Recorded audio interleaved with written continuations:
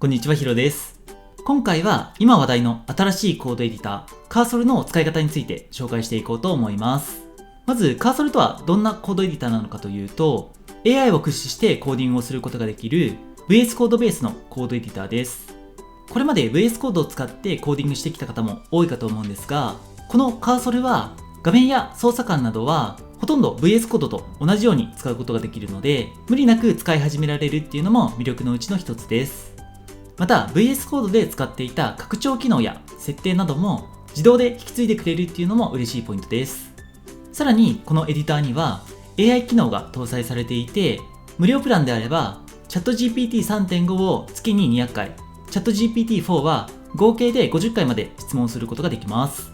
この無料プランだとしても、とりあえず使ってみる分には十分な質問量なんじゃないかなと思います。今回はそんなカーソルエディターの導入方法から使い方までこの動画で解説していこうと思います。それでは早速始めていきたいと思います。まずはブラウザでカーソルエディターと検索してカーソルエディターのサイトにアクセスします。この動画の概要欄にもリンク貼っておきます。こんな感じのスタイリッシュなサイトがありますが、ここにダウンロードボタンがあるので、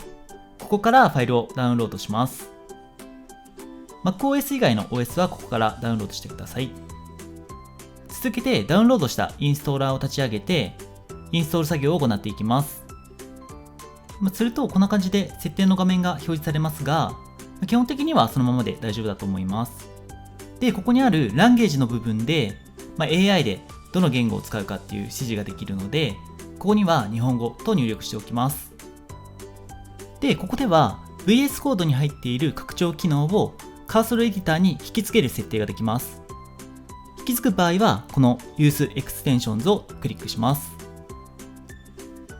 はい、最後にカーソルエディターを使う場合にはアカウントが必要になります。そのため、初めはアカウントがないと思うので、ここにあるサインアップからアカウントを作成します。アカウントの作成にはメールアドレスやもしくは Google アカウントからでも作れます。今回は Google アカウントで作ってみます。はい、これでインストールすることができました。で、これ見てわかるように VS コードとほとんど同じ構成になっています。なので新しいエディターというよりかは、VS コードに新しい機能が加わっただけっていう形で使用することができるかと思います。ちなみにここの拡張機能を見てみると、VS コードで元々入っていたものがちゃんと移行されているのがわかります。では試しに新しくプロジェクトを作成してコードを書いてみたいと思います。まずとりあえず index.html ファイルを作って、そこに新しく使える AI の機能を使ってコードを書いてもらおうと思います。コード上で AI を呼び出すには、コマンドプラス K のショートカットキーを押すことで、こんな感じで AI の入力欄を表示することができます。試しに Web サイトの基本的なヘッダーと入力して、ここにある Generate ボタンをクリックしてみると、こんな感じのコードが生成されました。これ見てわかる通りに、ナビゲーションだけのシンプルなものが生成されてしまったので、より具体的にどういったものが必要なのかっていうのを追記して再度生成してもらいたいと思います。するとこんな感じで普段書くようなコードに近いような形で AI が一瞬にしてコードを生成してくれました。こんな感じでこのエディター上でコードのベースを一緒にして作ってくれるっていうのは、かなり実用性が高いんじゃないかと思います。結構普段書いているようなちょっとしたコードでも、ゼロから書くとなると結構それなりに時間がかかってしまうと思うので、こんな感じで大枠を書いてもらって後々調整するっていう形を取った方が全体のコーディング時間の短縮につながるんじゃないかと思います。では次に style.css ファイルを作成して、さっき HTML 側で生成したコードに対してのスタイルシートを書いてもらおうと思います。先ほどと同様にコマンドプラス K で入力欄を表示して、さっきの HTML に対してのスタイルシートを書いてほしいという指示をすると、こんな感じで別ファイルを考慮して書いてくれませんでした。で、この場合どうしたらいいかというと、コマンドプラス L を押してチャットのタブを開きます。で、ここのチャット部分ではこのプロジェクト全体に対しての質問が行えるようになっています。なのでここでスタイルシートを書いてほしいという指示をしてみると、こんな感じで先ほど作成した HTML に対してのスタイルを書いてくれています。これを style.css にコピペしてみてみると、こんな感じでスタイルが当たっているのが確認できます。で、とりあえずロゴ画像のソースだけ指定してあげて、見てみるんですが、こんな感じで結構おかしいレイアウトになっているので、ここから修正の指示をしてみたいと思います。で、CSS のコードを全体的に修正してもらいたいので、CSS のコードを全て選択した上で、コマンドプラス K で入力フォームを表示します。で、ここでヘッダーに対してもう少し詳しい指示をした上で、再度 CSS コードを生成してもらおうと思います。すると、今あるコードをこんな感じで書き換えてくれるので、これをそのまま反映してみたいと思います。はい、するとこんな感じで、ある程度指示に沿った修正をしてくれました。ただ、ボタンの色の修正とかはされていないみたいなので、そこら辺は再度生成してもらう必要がありそうです。で、ヘッダーの下にはヒーローセクションを設けて、背景に画像を配置して、その上にテキストとボタンを配置するという指定をしてみます。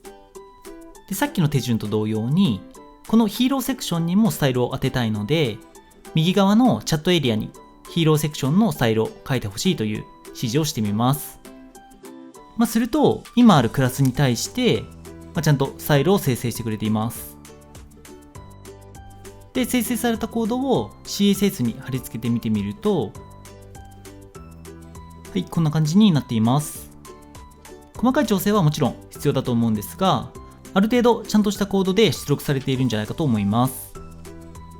で、この下にはメインエリアが来ると思うので、一般的な LP に必要なセクションを3つ設けてほしいという指示をしてみました。ただ、このコードの結果を見たところ、かなりざっくりとした指示だったので、そこから複雑なコードを生成するというわけにはいきませんでした。なので、指示をするポイントとしては、いくつの要素だったりとか、どういったレイアウトなど、できる限り細かく指示をしてあげるっていうのが重要なんじゃないかと思います。で、最後、JavaScript コードの生成を試してみたいと思います。まずは HTML 側で、アコーディオン形式の Q&A の要素を作ってもらいます。続けて、作成された要素に対して、必要なスタイルシートを生成してもらいます。はい、こんな感じの要素を作ることができました。では、ここから、今作成したものに対して、JavaScript を書いてほしいという指示だけ与えてみます。はい、するとこんな感じで JavaScript のコードを生成してくれるので、これを HTML で読み込んでみたいと思います。はい、これで見てみると、はい、こんな感じで質問をクリックしたら回答が表示されるという正しいコードが生成されています。続けて、ページをスクロールした際に要素をふわっと表示させるための JavaScript を書いてほしいという指示をしてみます。これで生成されたコードを見てみると、画面上スクロールしても何も変化が起こらないんですが、これを要素の検証で見てみると、こんな感じでスタイルが変化しているのはわかるんですが、少し手直しが必要な状態です。ここでいくつかこのコードを修正してほしいという指示をしてみたんですが、なかなか思うような修正結果が得られなかったので、今回は自分でコードを見て修正するっていう手段を取りました。もしかしたら修正の指示の仕方によっては正しいコードが再度生成されるっていう形も取れるかと思うんですが、いくら AI でも全て正しく生成してくれるっていうわけにはいかないようなので、そこら辺ある程度どういうコードになっているのかっていうのを読み解く力も必要になってくるんじゃないかと思います。はい。で、一応動くようにはなったんですが、変化が一瞬過ぎて、スタイルの変化がわからないっていう形になっているので、それの修正の指示をしてみました。すると、その指示に対しては、正しい結果が返ってきています。はい、今回紹介したカーソルエディターなんですけど、今まで VS コードで使えていた機能はそのままに、プラスアルファで AI の機能が使えるっていった形になっているので、メインのエディターとして使うのはかなりありな選択肢なんじゃないかなと思います。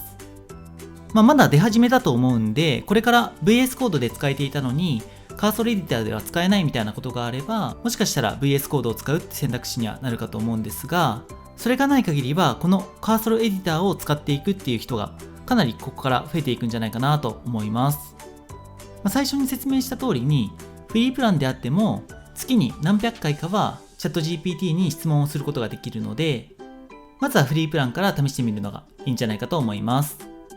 この動画が少しでも参考になったという方は、いいねとチャンネル登録していただけたら嬉しいです。最後までご視聴いただきありがとうございました。